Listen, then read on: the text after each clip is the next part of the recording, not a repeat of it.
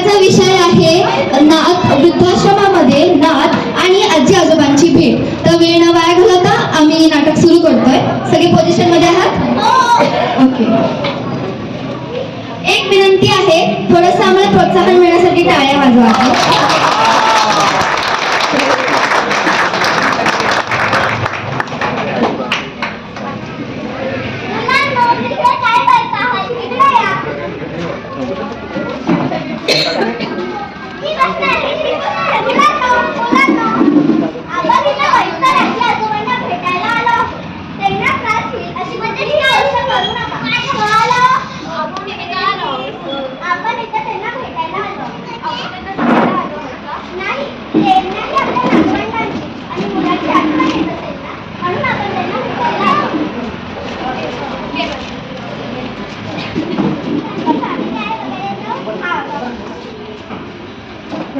नमस्कार मुलांनो,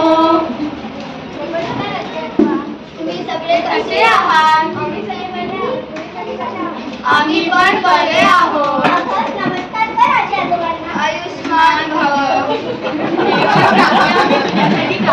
बघू काय काही नाही आणलं. लाडू आणलाय. मी तुला काल विचारलं की लाडू कुठे आहे, तर तू बोलली संपले. सांगितलं ना, मुलांसाठी आणले आहे. बरं बाई दे.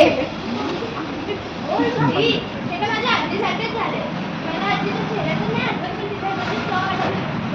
देवाची चव सगळीकडे सारखीच असते.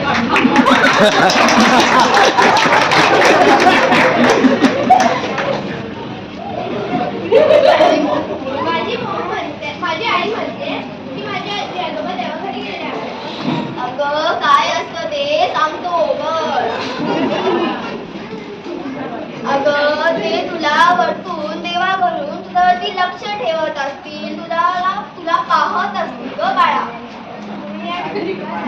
तुम्हाला नाही येत नाटकाची आठवण? येते ना, खूप येते. असो दर महिन्याला 7 तारीख येते आणि 7 तारीख आली म्हणजे आम्हाला असे गडगड पाहुणे भेटायला आणते, म्हणून तर आम्ही जगतोय बघ. नाहीतर केव्हा काही काय बोलताय? आधी मीच जाणार. नाही, अजिबात नाही.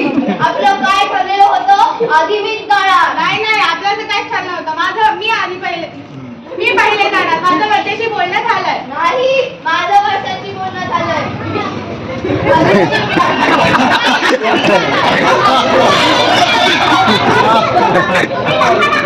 इथले पाहुणे तुमच्याबद्दल काय विचार करतील की तुम्ही लहान मुलांसाठी भांडत आहात?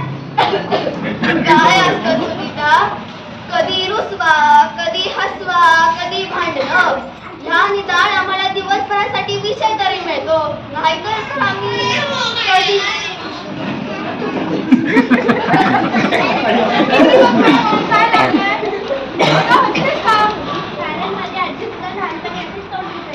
अगं बाळा, बापाची थाप, कौतुकाची थाप आणि आईच्या पत्राचं माप हे सगळीकडे सारखंच असतं बघ. अगं येते, खूप येते, पण आता आम्हीच दोघं एकमेकांचं घर झालो आहोत. खरंय बघ, एका तुटलेल्या लाकडावर पाखरू येऊन कसं बसतं तसं वाटतं बघ सुनीता, तू जेव्हा असे पाहुणे आणते तेव्हा. नाही काका, तुम्हीच म्हटलेलं ना की जुने गोष्टी आठवायच्या नाही आणि जुन्या साठवायच्या नाही. अगं तुला कसं माहिती वाटतं? हे माझे डॅडा सांगतो. अगं तू राहतेस कुठे? बरंच कधी आहे ना त्यांना मागं. त्याच्या बरोबर खबर. तुझं पूर्ण नाव काय ग बाळा? तुझं डॅडाचं नाव काय?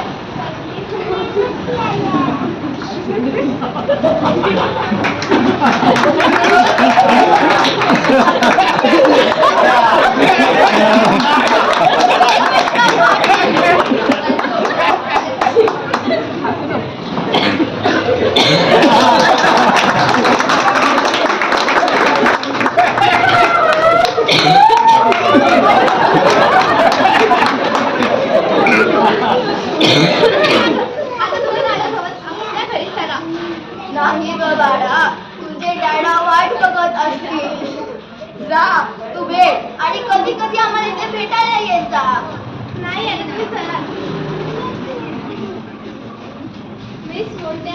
का हवाय तुला फोन? डॅडीला फोन करायला. हॅलो डॅडा, तूच म्हणतो ना कोणत्या बोलायचं नाही, नाही तर देव पप्पा काल कापतो. पण तू तर आज माझ्याशी एवढा मोठा खोटं बोलला.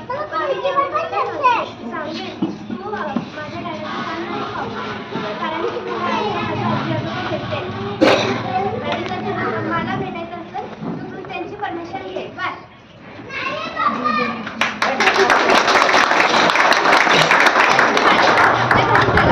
चला चला.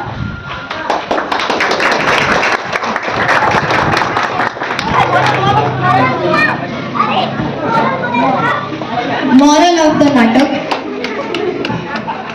तर फ्रेंड्स, आपल्याला या नाटकातून काय शिकायला?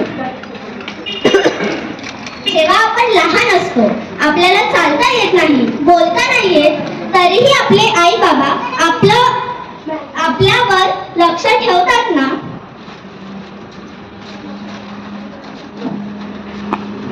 तर ते म्हातारे झाल्यावर त्याला सोडून कसं जायचं? आपण त्यांच्या सोबत प्रेमाने राहिलं पाहिजे. म्हातारपण लहानपणासारखंच असतं. त्यांचे पाय थकलेले असतात, त्यांना विचार करायला वेळ लागतो. तर अशा परिस्थितीत आपण त्यांना नाही सांभाळणार तर अजून कोण सांभाळणार? माझी सर्वांना विनंती आहे की आजी आजोबांना म्हातारापणात वृद्धाश्रमात सोडून येणे म्हणजे त्यांनी आपला लहानपणीचा हात सोडून देणे होय. विचार करा की आजी आजोबा जर त्यांनी हा विचार त्यावेळेस केला असता तर आता आपण वर्तमानात जे काय आहोत ते घडलं असतं का? ह्याचा नीट विचार करा. थँक्यू.